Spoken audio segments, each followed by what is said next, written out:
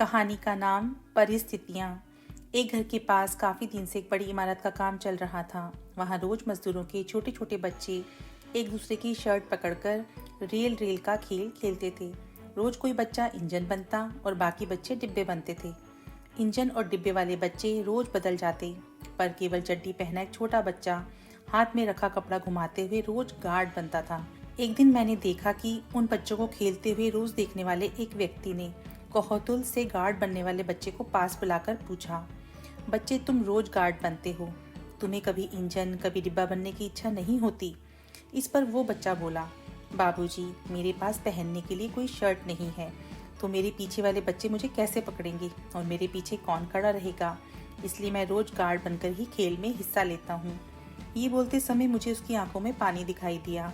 आज वो बच्चा मुझे जीवन का एक बड़ा पाठ पढ़ा गया। अपना जीवन कभी भी परिपूर्ण नहीं होता, उसमें कोई ना कोई कमी जरूर रहेगी। वो बच्चा माँ बाप से गुस्सा होकर रोते हुए बैठ सकता था, परंतु ऐसा ना करते हुए उसने परिस्थितियों का समाधान ढूंढा।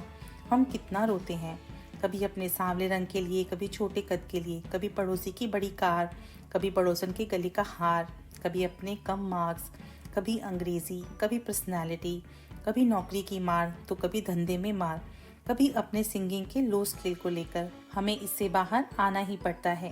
ये जीवन है, इसे ऐसे ही जीना पड़ता है।